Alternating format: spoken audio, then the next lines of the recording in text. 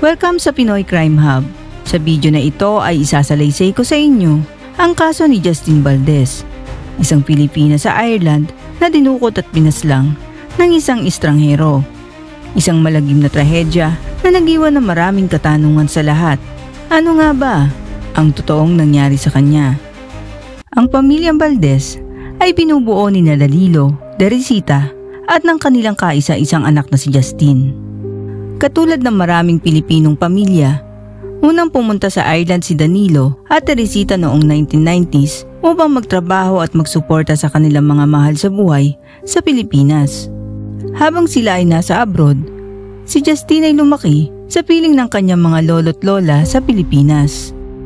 Ngunit noong taong 2015, sa edad na 21 taong gulang, ay nagpasya siyang sumama sa kanyang mga magulang sa Ireland. Kagaya ng mga magulang niya, gusto rin niya magsikap at maging matagumpay. Nag-enroll siya sa kursong Accountancy and Finance at sabay nito ay nagsumikap sa dalawang trabaho para makatulong sa kanyang pamilya at masuportahan ng kanyang pag-aaral. Naging part-time carer siya at nagtrabaho rin sa isang restaurant sa Bray. Isa sa mga kanyang katrabaho ang nagdarawan sa kanya bilang masayahin at mabait. Ang mag-anak ay nakatira sa isang maliit na cottage sa loob ng Charville House, isang malaking mansyon na pagmamay-ari ng isang mayamang pamilya. Doon, si Danilo ay nagsilbing greensman at si Teresita naman ay housekeeper na nag-aalaga sa mismong bahay. Araw ng Sabado, noong May 19, 2018, isang ordinaryong araw lamang para kay Justin Valdez, 24 na taong gulang. Maaga siyang gumising upang asikasuhin ang kanyang mga gawain. Ang una niyang appointment ay sa Bray Station kung saan siya ay magre-renew ng kanyang residency permit. Pagkatapos nito ay dumiretso siya sa gym para mag-workout. Sa buong araw, nanatili siyang nakikipag-ugnayan sa kanyang ina. Ayon sa phone data, umabot ng 63 messages ang palitan nila ng kanyang ina noong araw na iyon. Ang huling mensahe ay ipinadala niya ng 4:20 ng hapon kung saan inutusan siya ng kanyang ina na bumili ng tinapay pag-uwi. Bandang 5:40 ng hapon ay sumakay si Justin ng bus number 185 mula Bray papuntang Enniskerry. Mula roon, kailangan pa niyang maglakad ng halos 3 kilometro pauwi sa maliit na cottage na tinitiran nila ng kanyang mga magulang. Dumating ang bus sa Enniskerry ng 6:10 PM na medyo nahuli kaysa nakasanayan. Ang bus stop ay 10 minutong lakad lamang mula sa Powers Court Estate. Ngunit ang hindi niya alam, habang bumababa siya ng bus at naglalakad sa makipot at paikot-ikot na kalsada, ay may isang taong nakamasid at nag-aabang sa kanya. Ilang minuto lamang ang lumipas, si Justin ay dinukot. Isang pangyayaring nag-iwan ng katanungan sa lahat. Matagal na bang pinagplanuhan ito o isang biglaang desisyon ng isang taong puno ng dilim ang isipan? Nang hindi siya nakauwi sa oras, agad na nag-alala ang kanyang mga magulang. Sanay si Justin na magpaalam at imposibleng hindi siya magbigay ng mensahe kung may pagbabago sa kanyang pag-uwi. Sa parehong oras, isang babaeng nagmamaneho malapit sa Powers Court Estate ang nakakita ng isang itim na kotse na nakaparada sa gilid ng kalsada na nakabukas ang likurang bahagi. Habang dumadaan, ay narinig niya ang sigaw ng isang babae at nakakita ng isang babaeng Asyano na nakaupo sa gilid ng trunk na tila humihingi ng tulong. Narinig din niya ang malakas na sigaw ng isang lalaki at tila may marahas na tunog ng pagsampal. Agad siyang huminto at tumawag sa 999, ngunit mabilis na nakatakas ang sasakyan. Hindi naglaon, isa pang lalaki ang tumawag sa mga otoridad. Habang nagmamaneho pa uwi galing Bray, napansin niyang may tila isang batang babae na kumakaway mula sa likuran ng isang sasakyan. Hindi siya sigurado kung ito ba ay tulong ang hinihingi o simpleng kaway lamang. Pagdating sa kanilang bahay, ay ikinuwento niya ito sa kanyang asawa at doon lamang siya natauhan at tumawag ng pulisya bandang 7:30 PM. Samantala, ang mga magulang ni Justin ay tumawag na rin sa Gardaí upang i-report ang pagkawala ng kanilang anak. Bago mag-alas 11 ng gabi ay nagtungo ang mga pulis sa kanilang bahay upang alamin ang pagkakakilanlan at posibleng dahilan ng pagkawala. Inilarawan si Justin bilang isang pitit na dalagang Pilipina na may taas na 5 talampakan, mahabang maitim na buhok at huling nakita na nakasuot ng gray leggings, puting t-shirt, trainers at dark jacket na kanyang gym attire noong araw na iyon. Agad na rumisponde ang mga otoridad. Nagpalipad ng helicopters, nagpaikot ng patrol cars at hinanap ang sasakyan batay sa mga ulat. Ang suspect ay gumagamit ng isang itim na Nissan Qashqai. Sa pamamagitan ng CCTV footage, nakumpirma na ang naturang SUV ay sinundan ng bus na sinasakyan ni Justin mula Bray hanggang Enniskerry, bago ito biglang lumampas at nawala. Para sa Gardy, malinaw na natukoy na nila ang suspect. Ngunit may mas mabigat na katanungan, maaabutan pa kaya nilang buhay si Justin? Makalipas ang ilang oras na masusing investigasyon, nagkaroon ng malaking breakthrough ang Gardy. Natukoy na nila ang eksaktong sasakyan at pati ang rehistradong plaka. Ang sasakyan ay nakarehistro sa isang babaeng nagngangalang Nicole Hennessy. Alas 3 na madaling araw, natanggap nila ang impormasyong ito. At pagsapit ng alas 10 ng umaga ng linggo, kumbinsido na ang mga otoridad na natukoy na nila ang tamang tao na nagmamaneho ng itim na SUV. Ang kanyang pangalan ay Mark Hennessy, 40 taong gulang, isang construction worker na nagtatrabaho sa Tala area. Siya ay asawa ni Nicole at ama ng 2 bata na ang isa sa mga ito ay ipinanganak pa lamang noong September ng nakaraang taon. Marami ang naglarawan kay Mark bilang isang masipag, tahimik na lalaki, mabuting ama at laging handang tumulong sa kapitbahay. Ngunit sa kabilang banda, mayroon din siyang madilim na parte ng pagkatao. Siya ay malakas uminom at kamakailan ay mas lalo pang lumala ang kanyang bisyo kasama na ang paggamit ng iligal na droga. Lumaki si Mark sa Ballybrook, Dublin, isang lugar na karamihan ay social housing. Kalaunan ay lumipat siya sa Woodland Park sa Bray matapos makilala at pakasalan si Nicole na tubong Wales. Nang makapanayam ng mga pulis si Nicole, inamin nitong bumabagsak na ang kanilang relasyon sa mga nakalipas na buwan dahil sa bisyo ng kanyang asawa.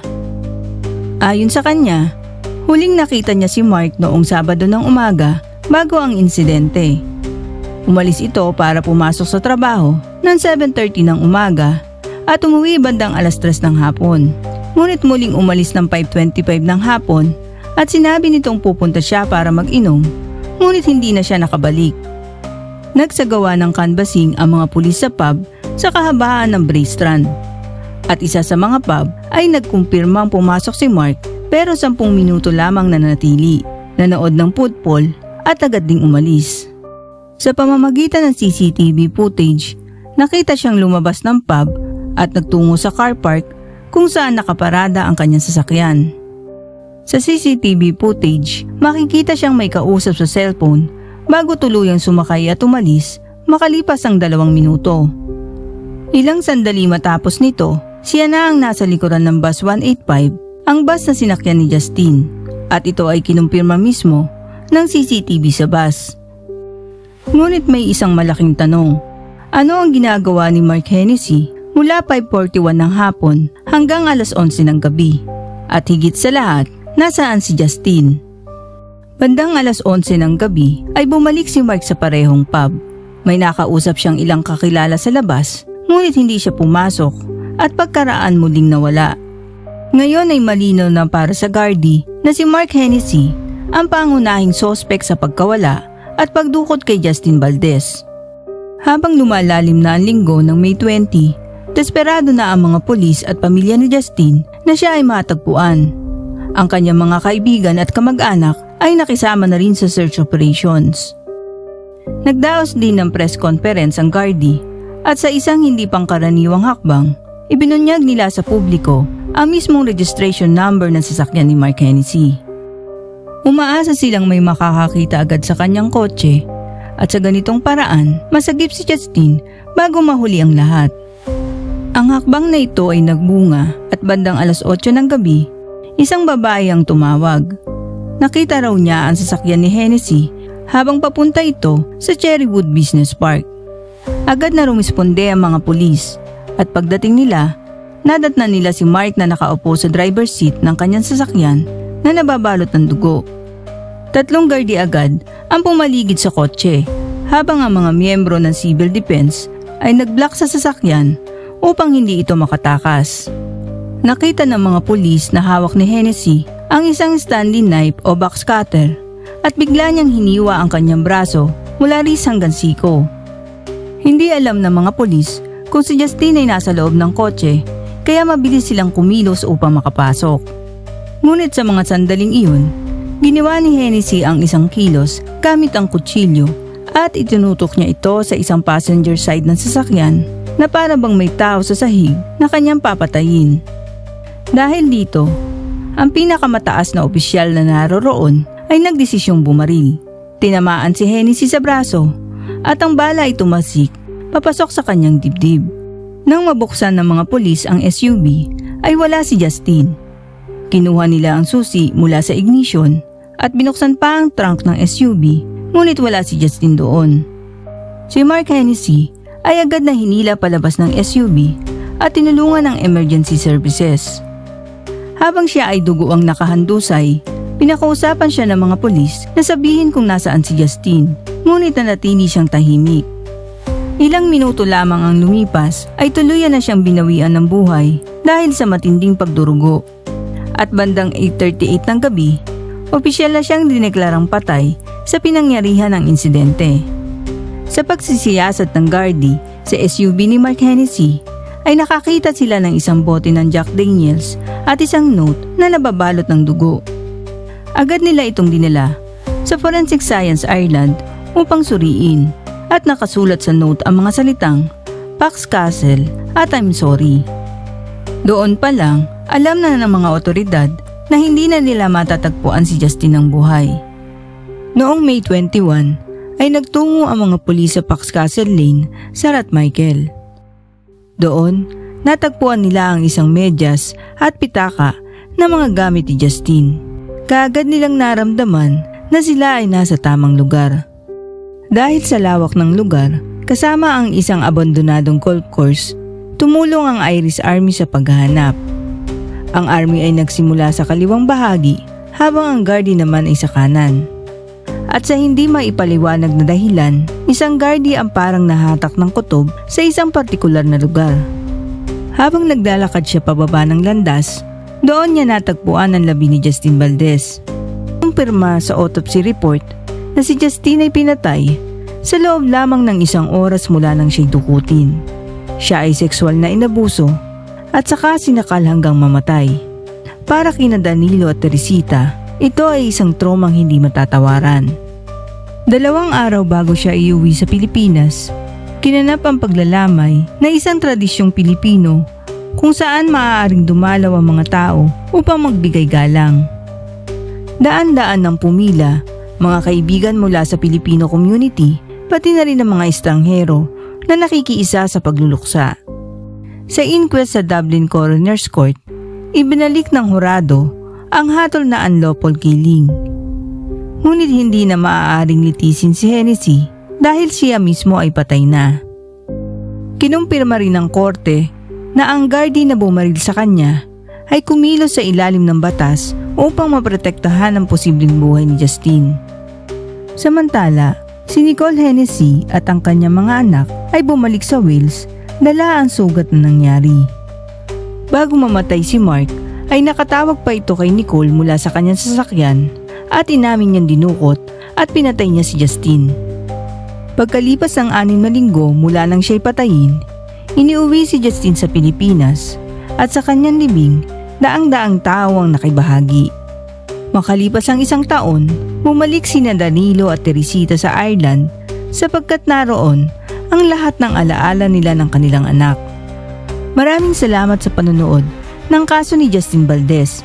Kung nagustuhan nyo ang video na ito, huwag kalimutang i-like, mag-subscribe at i-click ang notification bell. Hanggang sa muli, ingat po tayong lahat.